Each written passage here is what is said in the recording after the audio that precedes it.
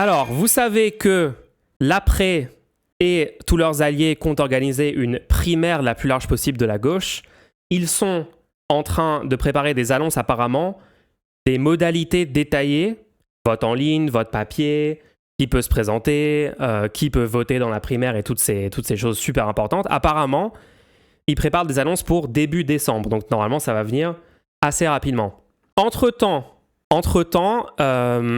vous savez que moi j'ai été viré de l'Après de façon complètement illégitime avec des prétextes mensongers, genre noir sur blanc. Le mail d'exclusion qu'ils m'ont envoyé mentait sur à peu près tous les sujets qui ont été abordés pour justifier mon exclusion.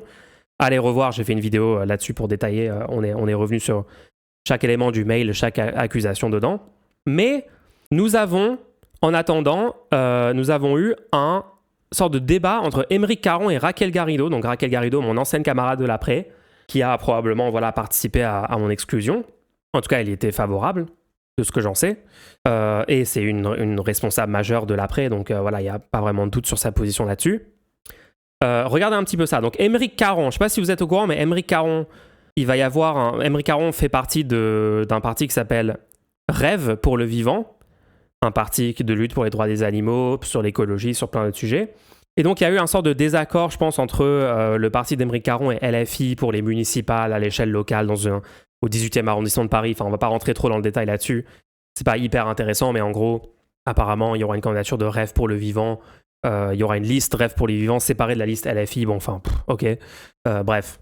Mais ce qui est marrant là-dessus, c'est que Raquel Garrido répond à Aymeric Caron. Et je pense que c'est intéressant de lire ce qu'elle a dit pour se rendre compte du niveau d'hypocrisie quand même, des gens comme Raquel Garrido et d'autres personnes à l'Après. Venez, on fait dans l'ordre. D'abord, on regarde ce qu'a dit Aymeric Caron. Pour celles et ceux qui sont légitimement interrogés, il y a la situation sur les municipales à Paris avec un problème dans le 18e, où la Rêve pour le vivant partira donc seule avec une liste composée de citoyennes et citoyens, mais pour le reste, le travail avec la France insoumise suit son cours, sans rupture. Hier, à l'Assemblée, nous avons obtenu 3 victoires lors de la niche parlementaire. On va en parler plus tard, mais oui, il y a eu des victoires d'LFI dans leur niche parlementaire, c'est stylé. Et donc là, en fait, Aymeric Caron réaffirme le fait que tout va bien entre Rêve pour le vivant et LFI, sauf ce truc local dans le 18e. Bon, c'est toujours pareil, hein, les municipales, il y a des trucs à l'échelle locale, il y a des désaccords, il y a des trucs, c'est pas très très intéressant. Et ça veut pas dire qu'il n'y a plus d'alliance Rêve pour le vivant, LFI. Et c'est plutôt bien que je trouve Aymeric Caron il fasse ce poste pour clarifier la situation. Raquel Garrido lui répond: avoir créé une association, l'Après, en mai 2024, c'est-à-dire sans lien avec les élections législatives de juin 2024, dont tout le monde ignorait la survenue, est une raison pour être exclu de LFI. Alors je crois qu'il y avait d'autres raisons. Il y avait aussi des choses où ils envoyaient des informations apparemment à la presse.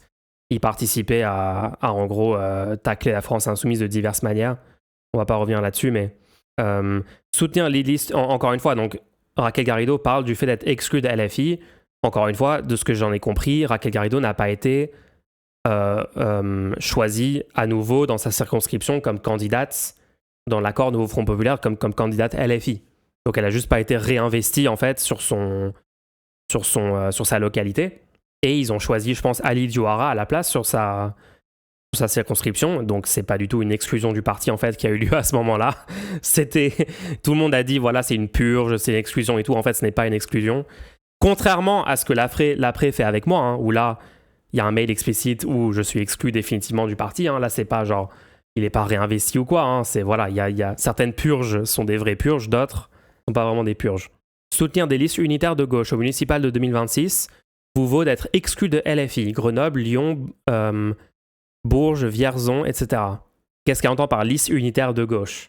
Des gens qui sont en train de s'allier avec le PS, qui eux s'allient avec les macronistes maintenant? En quoi cette gauche du coup? Je sais pas de quoi on parle exactement, faudrait clarifier. Mais se présenter contre LFI aux élections municipales à Paris, dans le 18e, ne provoque pas l'exclusion. C'est la définition du pouvoir arbitraire. Donc Raquel Garrido est en train de tweeter publiquement son somme que Aymeric Caron soit pas exclu de LFI en disant « Oh, regardez, il y a un double standard. Il y a un double standard. » Attendez, mais c'est... Donc Raquel Garrido est encore vénère aujourd'hui d'être exclu de LFI, mais je pensais que LFI est un parti hyper problématique, il n'y a aucune démocratie interne, il fallait refonder un truc à côté parce que... je veux dire, Raquel Garrido participe aussi, par exemple, à dire que LFI ne peut pas gagner au second tour des élections présidentielles. Ça serait complètement impossible, selon elle. Enfin, c'est incroyable pourquoi, du coup, cette personne serait encore énervée d'avoir été virée de LFI, soi-disant, alors qu'elle n'a pas été virée, en fait. C'est elle qui a décidé de partir. Enfin, juste le niveau de malhonnêteté, de mauvaise foi de la rhétorique de Garrido, c'est incroyable. Elle se rend compte de ce qu'elle a perdu maintenant. Ah non, mais je sais pas du tout c'est quoi ça. Je vais pas faire de procès d'intention. Je sais pas pourquoi elle fait tout ce qu'elle fait depuis des années, hein, mais c'est juste lunaire. Donc, selon Raquel Garrido, c'est la définition du pouvoir arbitraire de ne pas virer Aymeric Caron comme eux ils ont été virés, alors que Aymeric Caron, je pense pas, enfin c'est pas du tout pareil en fait. La situation, Aymeric Caron n'a pas commencé à créer au sein de LFI un groupe de gens favorable à une primaire, sans expliquer du tout pourquoi on pourrait éviter tous les écueils habituels des primaires, comme primaire populaire, etc. Critique des cadres principaux du parti, dans le dos du parti, en fondant l'association, etc., etc., en plus de parler à la presse et d'autres trucs comme ça, hein, pour nuire au mouvement dont ils font partie. En fait, non, Aymeric Caron a fait rien de tout ça. Ok, oui, il y a un désaccord local sur le parti d'Aymeric Caron et LFI, et en fait, on s'en fout. Garrido est vraiment salé depuis la purge, lol. Mais en fait, c'est pas la purge. La purge, c'est... Désolé, mais ce que l'après a fait avec moi est 1000 fois plus une purge que ce qui s'est passé avec LFI. C'est incroyable. Donc, Aymeric Caron lui répond: je ne peux pas être exclu, cher Raquel Garrido. Je ne suis pas dans la France insoumise, mais je suis dans la rêve, allié de LFI. Ce qui est juste... C'est juste ouf. Je ne peux pas être exclu, je ne suis pas dans LFI. C'est du génie. Donc en fait, c'est vrai que Raquel Garrido est complètement à côté de la plaque. Genre, ça ne vaut pas une exclusion d'LFI. Mais non, en fait, il n'est même pas à LFI. Il est juste dans le groupe parlementaire, il est allié, il siège avec eux, il est camarade, il porte leur programme. Raquel Garrido, et comme tu sais, cher Aymeric, il n'y a pas d'adhérents à LFI. Ou du moins, seule une poignée de personnes ont le droit d'adhérer. Donc exclusion veut dire bannissement de la plateforme, du mouvement, des instances de liaison, dont font encore partie Rêve et le POI. L'incohérence que je relève est bel et bien réelle. Notre exclusion a été publiquement justifiée par la création même de l'après, et toute adhésion à l'après vaut à un insoumis son exclusion directe. Attends, mais du coup, ça n'a aucun sens ce qu'elle dit, parce qu'elle dit tu peux pas être à LFI, donc tu peux pas vraiment être exclu. Ce qui est vrai, hein, LFI a 3 membres officiellement, hein, de l'association LFI. Les élus, l'immense majorité des élus LFI ne font pas partie de LFI, techniquement. Et donc, en gros, selon elle, on peut pas faire partie de LFI, mais si tu adhères à l'après, tu es genre exclu d'une façon informelle parce que tu serais banni de la plateforme, du mouvement, des instances de Légion. Je pense que c'est même pas vrai de dire ça. Je pense qu'il y a des personnes qui ont adhéré à l'après qui étaient peut-être, je sais pas, inscrits sur une plateforme LFI qui n'ont pas été virés. Genre, je pense que c'est même pas vrai ce qu'elle dit. Enfin, j'ai parlé des gens dans l'après et je pense que c'était des gens qui avant faisaient partie de trucs comme ça dans LFI, donc je pense pas que ça soit vrai. Aymeric Caron lui répond: alors non, pour le 18e, c'est LFI qui se présente contre la Rêve. Bon, ça c'est marrant aussi.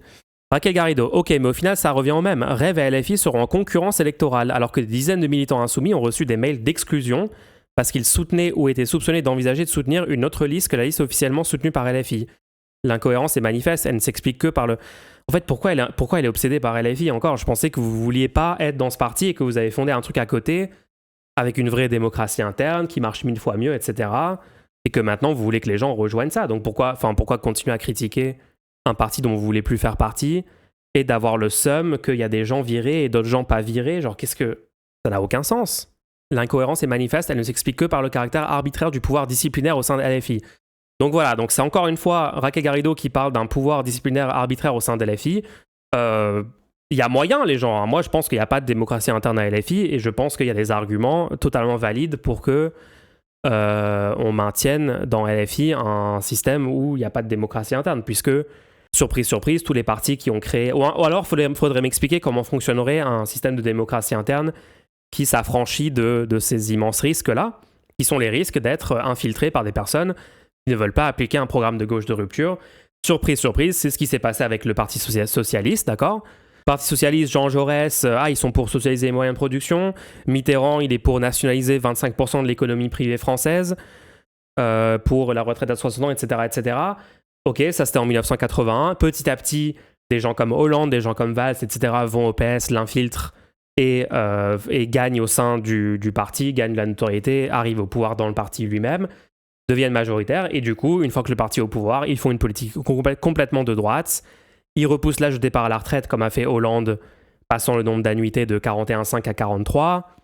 Ils font voter les lois travail, qui sont des destructions du code du travail. Ils font le CICE, bref, ils mènent une politique libérale de droite une fois au pouvoir. Et bah, je pense que c'est une bonne chose que la France insoumise, genre, si je veux voir des politiques de gauche appliquées dans le pays, je pense que c'est une bonne chose que la France insoumise tombe pas dans les mêmes pièges d'organisation qui peuvent facilement devenir de droite rapidement grâce à un fonctionnement de soi-disant démocratie interne, de lignes divergentes en interne et tout. Non, je pense que c'est une bonne chose qu'ils ont choisi un autre fonctionnement. Bref, je reviens pas là-dessus, mais ça c'est pour la France insoumise. Mais le plus drôle dans tout ça, c'est que Raquel Garrido reproche un truc que l'après, son propre parti, fait complètement. Des décisions de pouvoir disciplinaire complètement arbitraires, c'est littéralement ce qui a été fait envers moi dans l'après, il y a quelques semaines. Je rappelle que j'ai été viré de l'après seulement parce que j'ai présenté ma candidature dans la primaire. Ils ont essayé de prétendre que c'était pour des raisons genre je répondais pas aux mails, je venais pas aux réunions et tout. Bon, quand je viens à leur congrès, sur invitation de Gérard Filoche, ils m'excluent du congrès.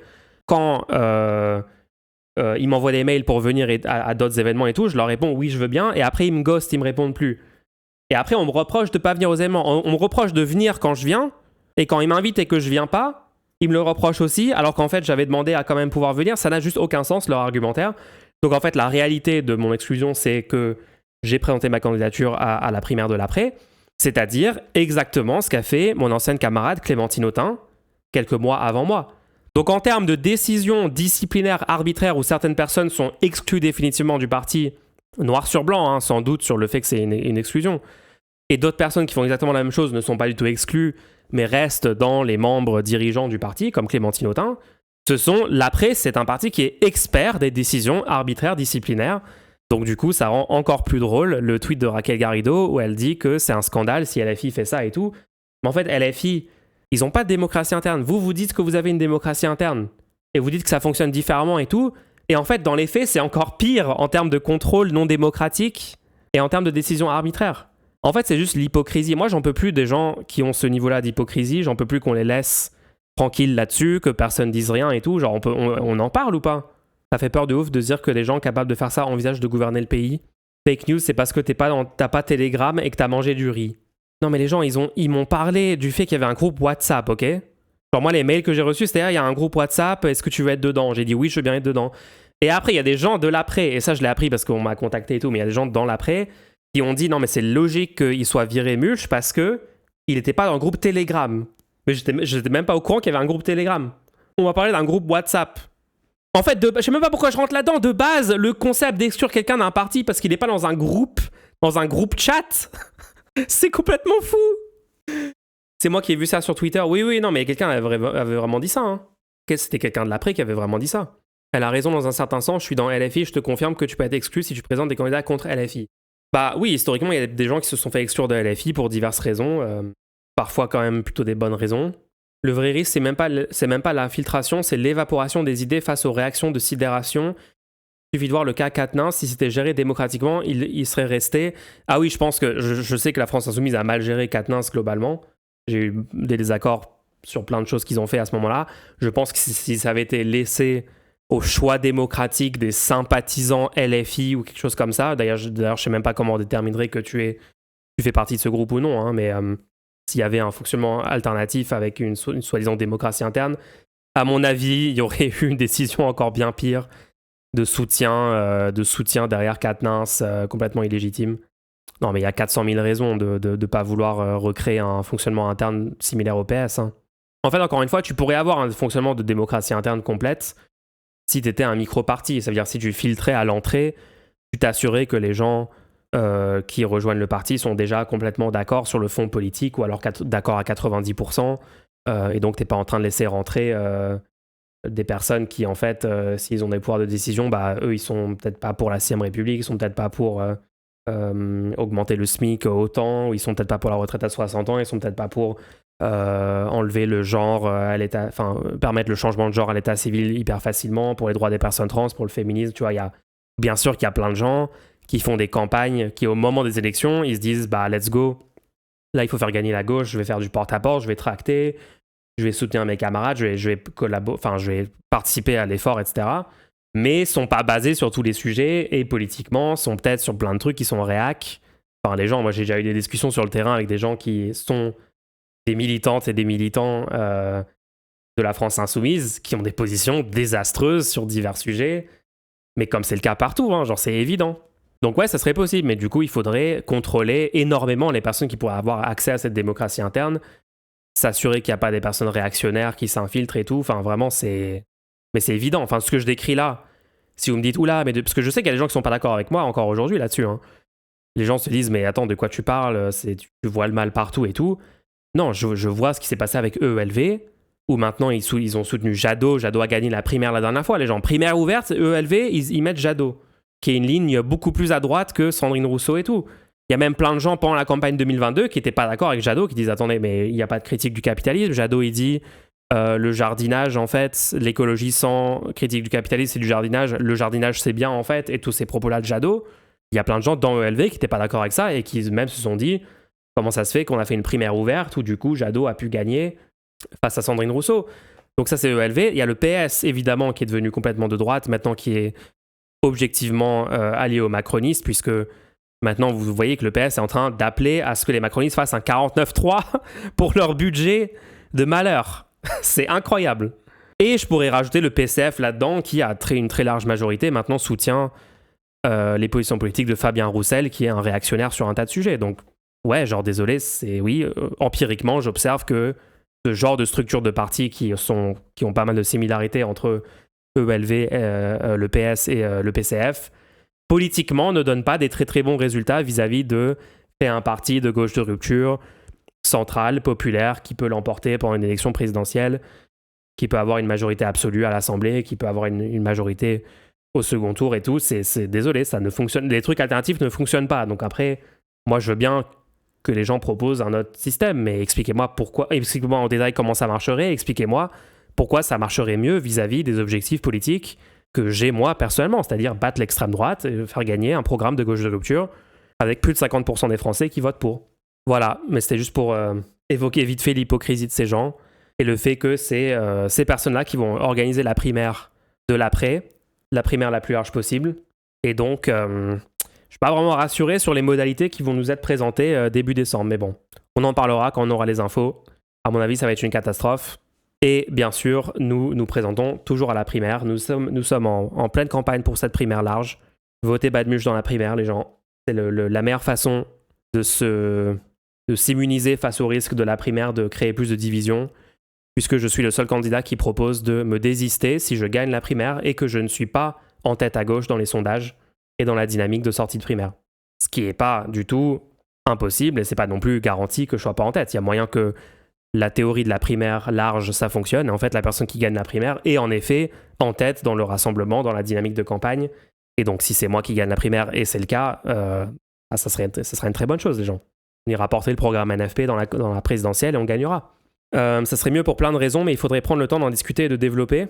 Ah, attends, il y a quelqu'un qui est pas d'accord avec moi. Si t'as pas de vote, tous les conflits finissent de manière catastrophique. Un gros parti, il faut pouvoir faire vivre ensemble des gens qui ont des désaccords politiques.